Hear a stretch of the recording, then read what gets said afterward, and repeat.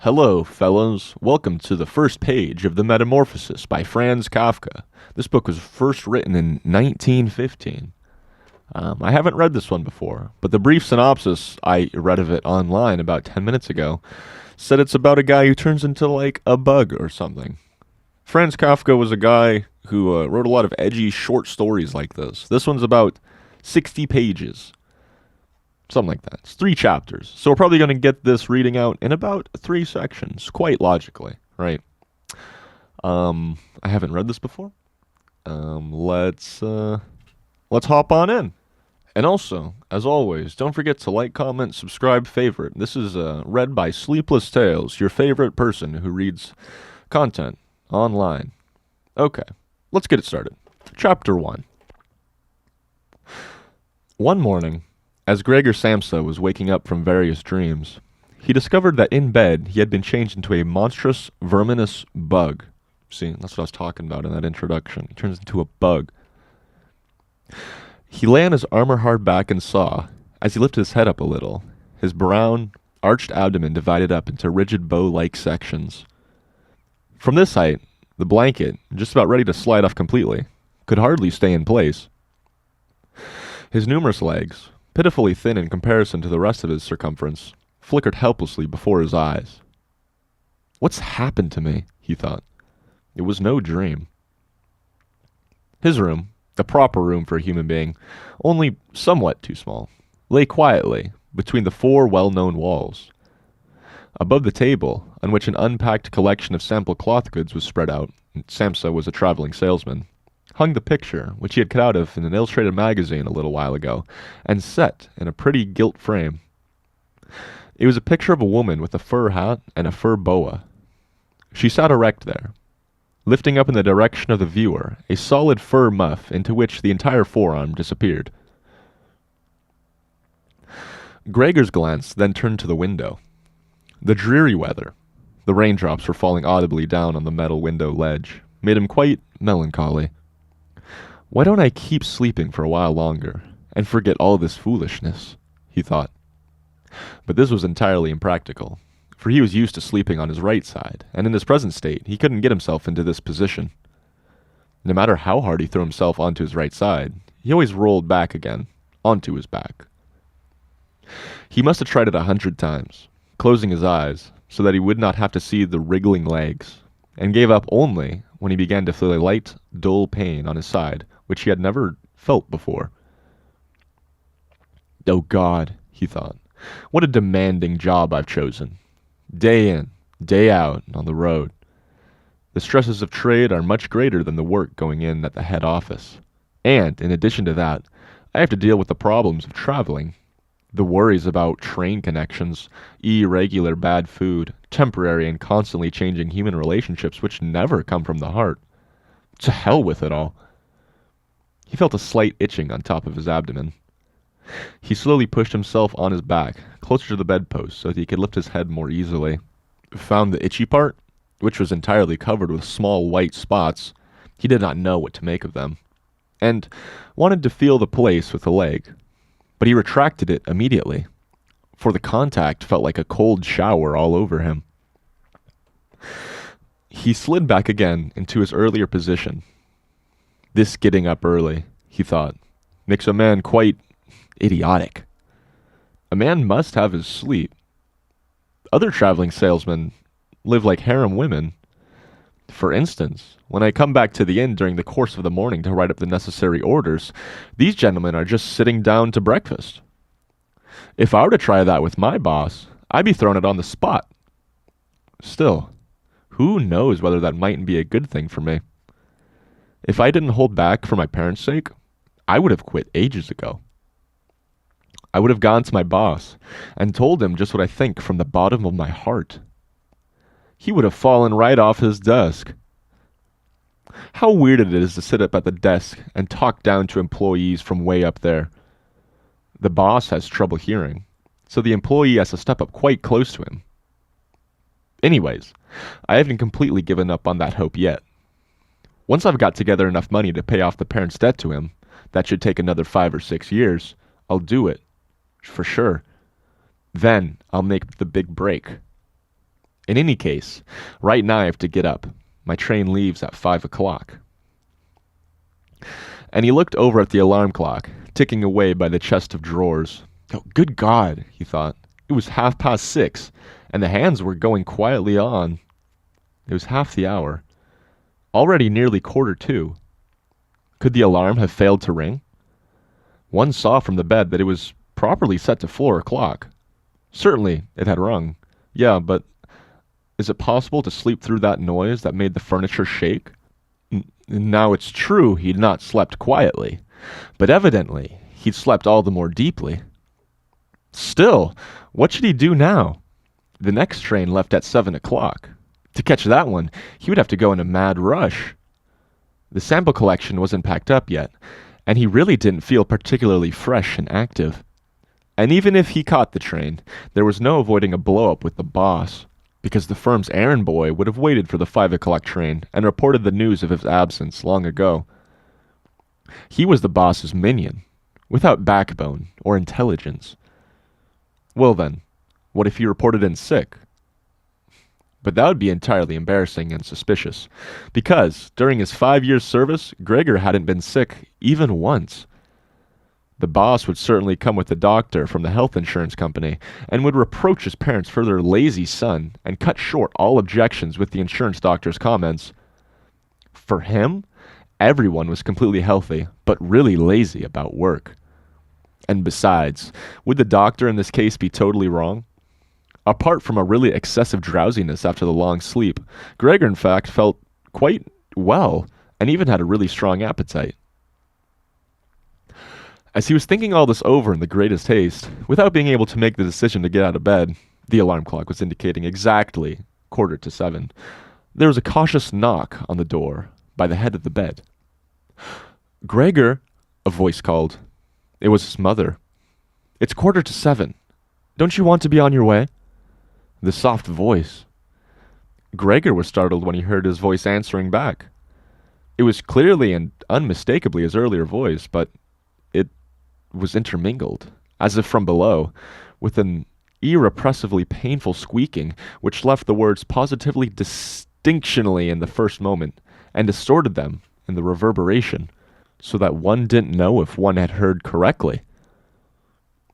Gregor wanted to answer in detail and explain everything, but in these circumstances he confined himself to saying, yes, thank you, Mother. I'm getting up right away." Because of the wooden door, the change in Gregor's voice was not really noticeable outside, so his mother calmed down with the explanation and shuffled off. However, as a result of the short conversation, the other family members became aware of the fact that Gregor was unexpectedly still at home, and already his father was knocking in on one side of the door, weakly, but with his fist. Gregor, he called out, "What's going on?" And after a short while, he urged him on, again in a deeper voice. Gregor! At the other side door, however, his sister locked lightly. "Gregor, are you all right? Do you need anything?" Gregor directed answers in both directions. I'll be ready right away." He made an effort with the most careful articulation, and by inserting long pauses between the individual words to remove everything remarkable from his voice. His father turned back to his breakfast. However, the sister whispered, "Gregor, open the door, I beg you." Gregor had no intention of opening the door, but congratulated himself on his precaution, acquired from traveling, of locking all doors during the night, even at home. First, he wanted to stand up, quietly and undisturbed, get dressed, above all, have breakfast, and only then consider further action, for, he noticed this clearly, by thinking things over in bed, he would not reach a reasonable conclusion. He remembered that he had often felt a light pain or other in his head, perhaps the result of an awkward lying position, which later turned out to be purely imaginary when he stood up, and he was eager to see how his present fantasies would gradually dissipate. That the change in his voice was nothing but the onset of a real chill, an occupational illness of commercial travelers, that he had not the slightest doubt. It was very easy to throw aside the blanket. He needed only to push himself up a little, and it fell by itself. But to continue was difficult, particularly because he felt unusually wide. He needed arms and hands to push himself upright. Instead of these, however, he had only many small limbs which were incessantly moving with very different motions, and which, in addition, he was unable to control. If he wanted to bend one of them, then it was the first to extend itself, and if he finally succeeded doing with his limb what he wanted, in the meantime, all the others, as if left free, moved around in an excessively painful agitation. "But I must not stay in bed uselessly," said Gregor to himself. At first, he wanted to get out of the bed with his lower part of the body, but this lower part, which he incidentally had not yet looked at, which he also couldn't picture clearly, proved itself too difficult to move. The attempt went so slowly, when, having become almost frantic, he finally hurled himself forward with all force and without thinking. He chose his direction incorrectly, and he hit the lower bedpost hard. The violent pain he felt revealed him that the lower part of his body was at the moment probably the most sensitive. Thus, he tried to get his upper body out of the bed first, and turned his head carefully towards the edge of the bed. He managed to do this easily, and in spite of its width and weight, his body mass at last slowly followed the turning of his head. But as he finally raised his head outside the bed, in the open air, he became anxious about moving forward any further in this manner. For, if he allowed himself eventually to fall by this process, it would take a miracle to prevent his head from getting injured. And at all costs, he must not lose consciousness right now. He preferred to remain in bed. However, after a similar effort, while he lay there again, sighing as before, and once again saw his small limbs fighting one another, if anything worse than before, and didn't see any chance of imposing quiet and order on this arbitrary movement, he told himself again that he couldn't possibly remain in bed, and that it might be the most reasonable thing to sacrifice everything if there was even the slightest hope of getting himself out of bed in the process. At the same moment, however, he didn't forget to remind himself from time to time of the fact that calm, indeed the calmest reflection, might be better than the most confused decisions. At such moments, he directed his gaze as precisely as he could towards the window, but unfortunately, there was little confident cheer to be had from a glance at the morning mist, which concealed even the other side of the narrow street. "It's already 7 o'clock, he told himself at the latest striking of the alarm clock. Already 7 o'clock, and still such a fog. And for a little while longer, he lay quietly with weak breathing, as if perhaps waiting for normal and natural conditions to re-emerge out of the complete stillness. But then he said to himself, "Before it strikes 7:15, whatever happens, I must be immediately out of bed. Besides, by then someone from the office will arrive to inquire about me, because the office will open before 7 o'clock. And he made an effort then to rock his entire body length out of the bed with a uniform motion. If he let himself fall out of the bed in this way, his head, which in the course of the fall he intended to lift up sharply, would probably remain uninjured. His back seemed to be hard. Nothing would really happen to that as a result of the fall. His greatest reservation was a worry about the loud noise which the fall must create, and which presumably would arouse, if not fright, then at least concern on the other side of all the doors. However, it had to be tried. As Gregor was in the process of lifting himself half out of the bed, the new method was more of a game than an effort. He needed only to rock with a constant rhythm. It struck him how easily all of this would have been if someone were to come to his aid. 2 strong people, he thought of his father and the servant girl, would have been quite sufficient. They would have only had to push their arms under his arched back to get him out of bed, to bend down with their load, and then merely to exercise patience and care that he completed the flip onto the floor, where his diminutive legs would have then, he hoped, acquire a purpose. And now, quite apart from the fact that the doors were locked, should he really call out for help? In spite of all his distress, he was unable to suppress a smile at the idea. He had already got to the point where, with a stronger rocking, he maintained his equilibrium with difficulty, and very soon he would finally have to decide, for in 5 minutes it would be 7:15. Then there was a ring at the door of the apartment. That's someone from the office, he told himself, and he almost froze while his small limbs only danced around all the faster. For one moment, everything remained still.